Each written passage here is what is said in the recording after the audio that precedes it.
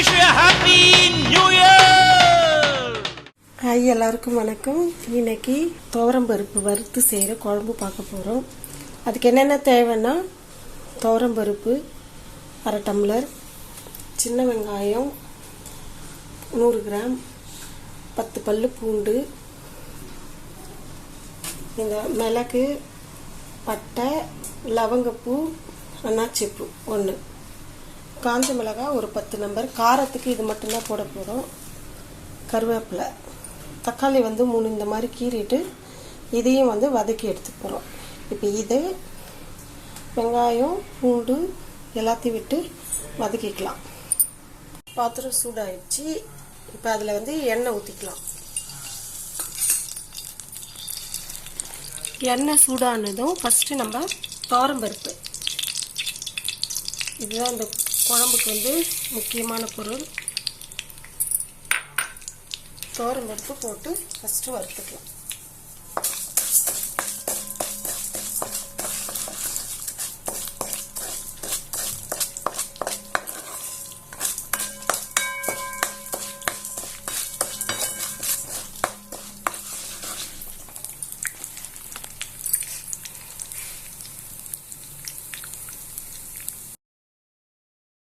வெங்காயம்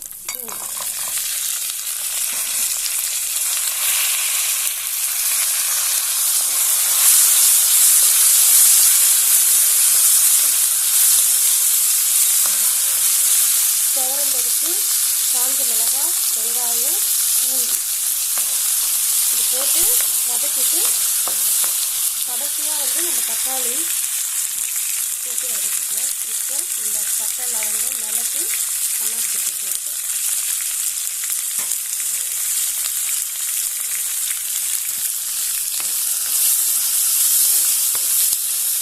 இந்த வெங்காயம் நல்லா ப்ரௌன் கலராக வதங்கி வரணும்.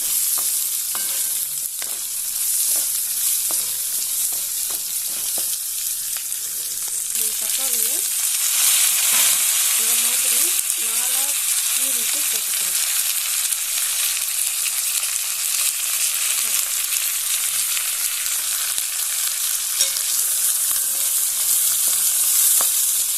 இப்போ இது நல்லா அந்த தோல் சுருங்குற அளவுக்கு வதங்கட்டும், அப்புறமா பார்க்கலாம்.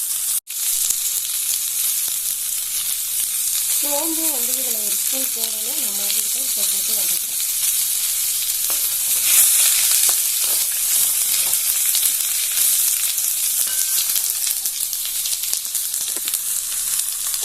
இப்போ நல்லா வதங்கிடுச்சு. இப்போ அதுக்கு எடுத்துடலாம். அரைச்சிட்டு திருப்பி குழம்பு தாளிப்பட்டு பார்க்கலாம். இந்த மாதிரி இப்போ ஜாரில் போட்டுட்டு அரைச்சிட்டு அதுக்கப்புறம் நம்ம குழம்பு தாளிக்கிறதுக்கு கருவேப்பிலை, கடுகு, கடலைப்பருப்பு, உளுத்தம் பருப்பு, 2 மிளகாய், காஞ்ச மிளகாய் கிள்ளி வச்சுருக்கேன்.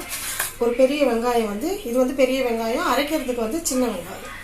இதை இப்போ எடுத்து வச்சுருக்கேன். இப்போ அதை அரைச்சிட்டு தாளிக்கலாம். இப்போ நம்ம அரைச்சிட்டோம். இது தாளிக்கிறதுக்கு பெரிய வெங்காயம் 1, கடுகு, கடலைப்பருப்பு, உளுத்தம் பருப்பு, காஞ்ச மிளகாய் 2 கிள்ளி வச்சுருக்கேன், கருவேப்பிலை. இப்போ பாத்திரம் காஞ்சிருச்சு. எண்ணெய் தாளிக்கிறதுக்கு ஊற்றிக்கலாம். நல்லெண்ணெய் தாளிச்சிங்கன்னா நம்ம மிளகாலாம் வதக்குறோம்ல, அந்த காரம் கொஞ்சம் தெரியாமல் இருக்கும். இப்போ கடுகு, காஞ்ச மிளகாய் போட்டாச்சு. கருவேப்பிலை, வெங்காயம் போட்டு வதக்கிட்டு, ஏன்னா நம்ம பூண்டெல்லாம் அதோடய அரைச்சிட்டோம். அதனால் இது வதங்கின உடனே எடுத்து விட்டு ஒரு கொதி வந்துட்டா அதோட சூப்பரான குழம்பு ரெடி ஆகும். இந்த அரைச்சதை இது கூட சேர்த்துக்கலாம். தண்ணி இப்போ இந்த அளவுக்கு ரொம்ப கெட்டியாக இருக்கக்கூடாது, ரொம்ப தண்ணியாகவும் இருக்கக்கூடாது. இந்த அளவுக்கு ரொம்ப கட்டியாக இல்லாமல் ரொம்ப தண்ணியாகவும் இல்லாமல் இந்த அளவுக்கு இருந்தால் போதும். உப்பு இதுக்கு தேவையான அளவு உப்பு ஒரு கொதி வந்த உடனே குழம்பு ரெடியாகும். குழம்பு கொதிச்சிருச்சு நல்லா. இப்போ இந்த பக்கம் ரொம்ப திக்காவும் இல்லை, ரொம்ப தண்ணியாக ரசம் மாதிரியும் இல்லை. அது பாருங்கள், அந்த பருப்பு எல்லாமே சூப்பராக கொதிக்கும் போதே நல்ல கமகமன் வாசனை வருதுங்க. நல்ல சூடான சாதம். இந்த குழம்பு ஃபர்ஸ்ட் கிளாஸாக இருக்கும். நம்ம இதில் மிளகுலாம் போட்டுக்கிறது மட்டும் கொஞ்சம் காட்டாக தான் தெரியும். அதுக்கு தான் வந்து நம்ம நல்லெண்ணெய் போட்டுக்கிறோம். புளி வந்து இதில் ஊற்றுறதே கிடையாது. 4 தக்காளி இல்லை தக்காளி இன்னும் வேணும்னா கூட நீங்கள் புளிப்பாக இருக்கணும்னா தக்காளி போட்டுக்கிட்டு இல்லை மிளகாவோட அளவை கம்மி பண்ணிவிட்டு மிளகு மட்டும் கண்டிப்பாக இந்த குழம்புக்கு நல்லாயிருக்கும்.